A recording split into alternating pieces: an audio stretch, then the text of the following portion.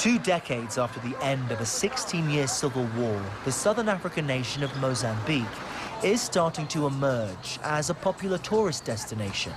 The capital, Maputo, sits in the far south and is a bustling port city along the Indian Ocean. This is where redevelopment is slowly on the rise. I've already met a taxi driver changing perceptions of women in the city. And now I'm going to look at how architecture is moving Maputo forward. I'm in Independence Square in Mozambique's capital, and all around me there are examples of this country's past, present and future told through architecture. Behind me you're seeing City Hall. It was actually built by the Portuguese and really represents the colonial era in this country, as does the white building you see next to it. That's the cathedral here.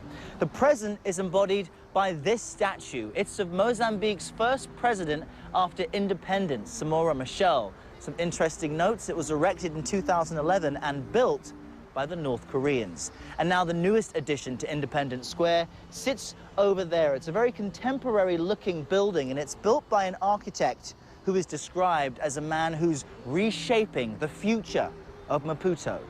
And we're about to meet him.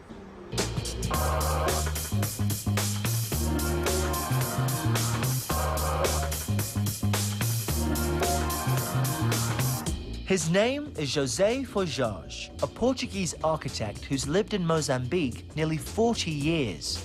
The government recruited José to help rebuild the country after independence back in 1975. Today, his firm has a particular presence throughout the city, and the man in charge has agreed to give me a whirlwind tour of Maputo's most interesting landmarks.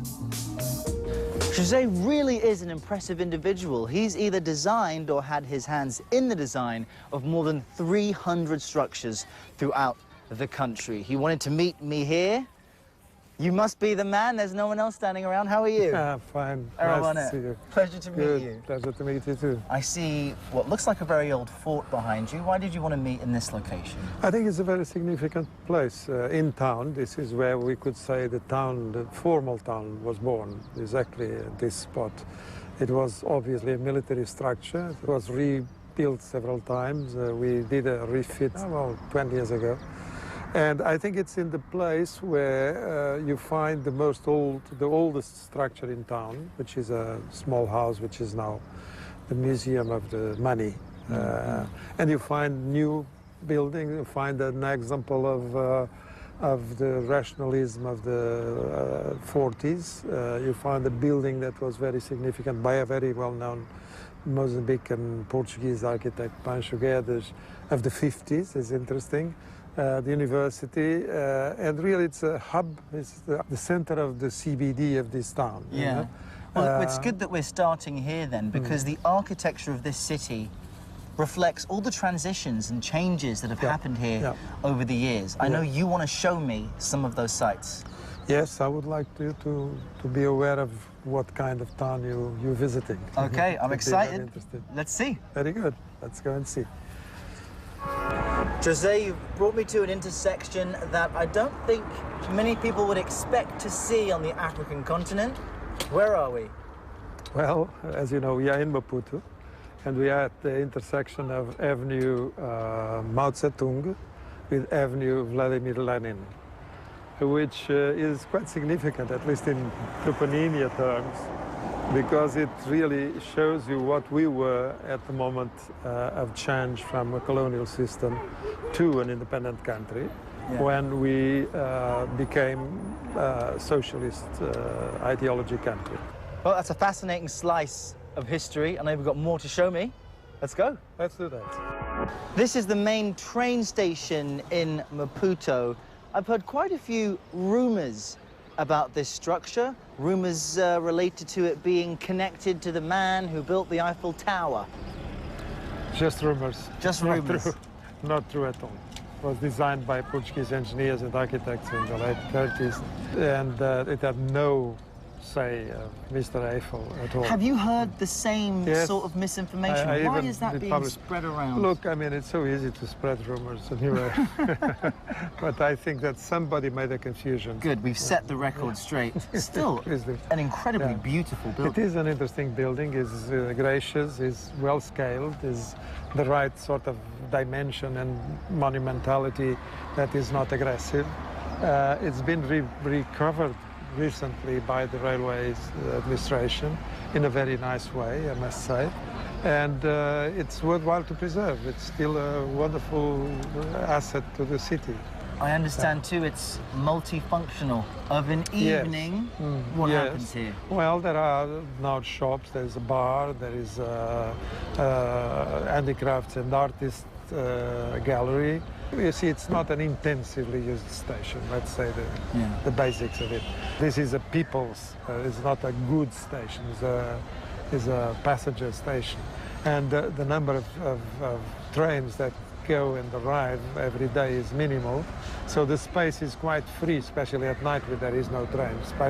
There's very nice wide passages with a central alley of spaces which are not useful for administration of the railways.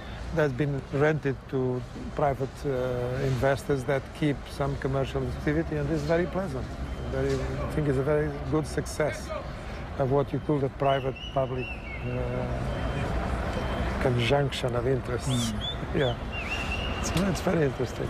Now, as we look to the future of Maputo, what will it look like?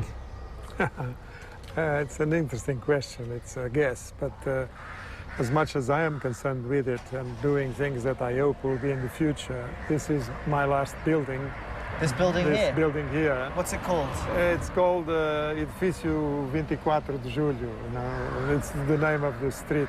I think it has another name, but I don't really know. It's that But new. yeah, it's a building with shops, offices, and apartments, the multi-use. It's a building that takes advantage of its position to make sort of bring the space of the city into itself. So it offers to the street more than just a blank facade. Talk to me about resources and what it takes to make this structure. Are they local? Are they imported? Well, basically, we're using local materials. I mean, we're using as much as possible local materials. We're using a building that is not made out of steel and plastics and so on. It's made out of concrete and blocks and masonry made locally. Well, I ask about resources because in many African nations, things have to be imported en masse from sometimes not even the continent, other regions of the world. So is it a conscious decision for you? Is it purposeful? Absolutely. To be self-sustained, to be local? As much local as possible. Yeah, we do an effort for that. We design things and that's what makes an architecture true to the place. One of the elements that makes it a local architecture. It's not a matter of little ornamental things, but is the content, the actual essence of the building is local.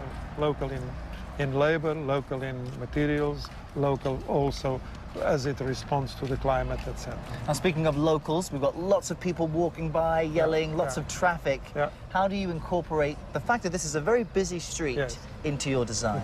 Well, by the way, the commercial areas relate to the street.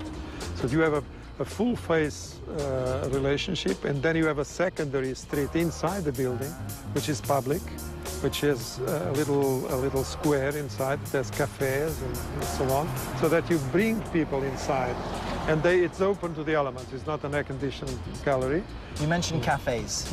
Another person I spoke with here in Maputo, a great tuk-tuk driver, her name's Rebecca, told me that there are some great restaurants here in town. That's true, yes. And I'm hearing piri-piri sauce is a very Mozambican, Portuguese influence. You should go. Thing. It's Where really should I a go? fusion.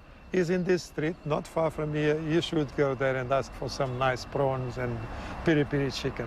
What places would you recommend? The piri-piri, to start with. Yeah. The Zambi also does good things. The piri-piri has the tradition of being there for the last 70 years or 60 years.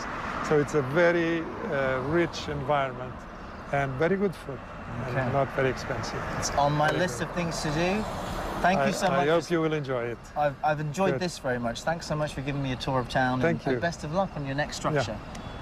By now, I'm ready to take Jose and Rebecca's advice and try some local spices. Portuguese cuisine is known for its hot peri-peri sauce, and my goal is to find out just how much heat I can handle.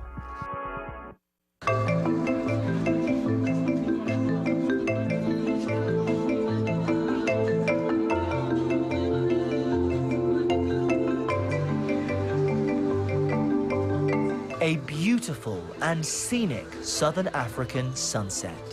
A great way to end my day here in Maputo, Mozambique. But I'm not done with this city just yet. I've been traveling all throughout the town, trying to find out what makes it stand out. And now I'm taking that mission to the dinner table.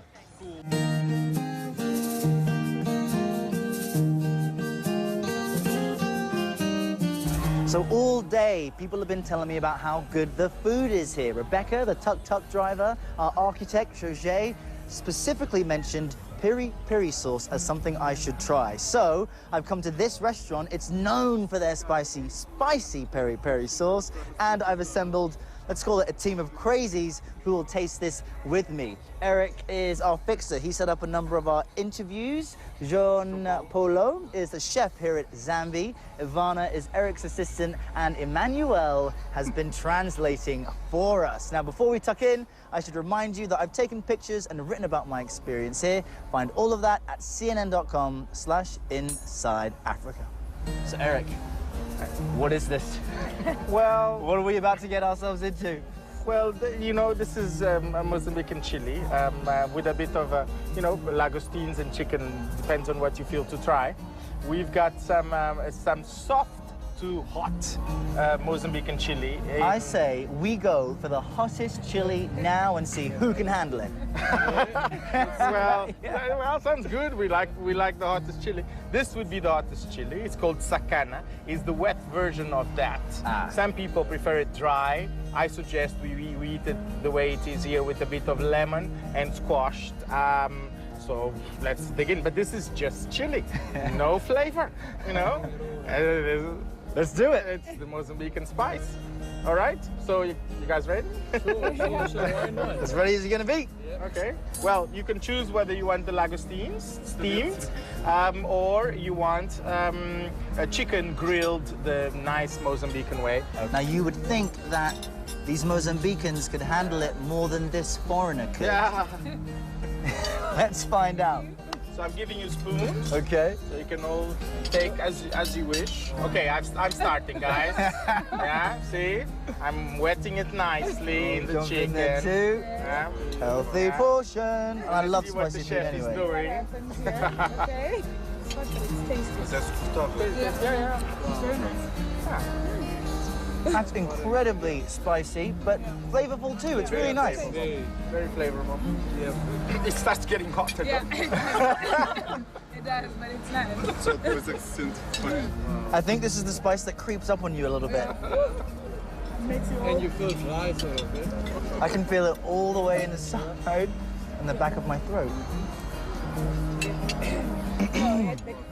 It's getting hot. So But I'm not stopping. Like, burning inside, you know? Are you It's like- sure? Am I sure? I don't know. I might be a little crazy. Are you sure? Yeah.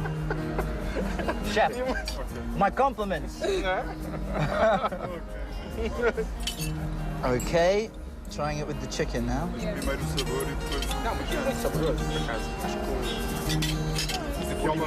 does taste very good. You studied to sweat, eh? Yeah. And you too. The chef as well. I'm not sweating. I don't know. Wow, it is hot. This is when your nose starts to run. Sweating through my shirt. Yeah. But I'll tell you this, I'm a glutton for punishment because it's really good. Where is the water? Woo.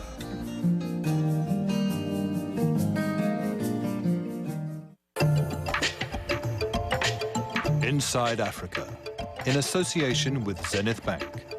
Zenith Bank, in your best interest.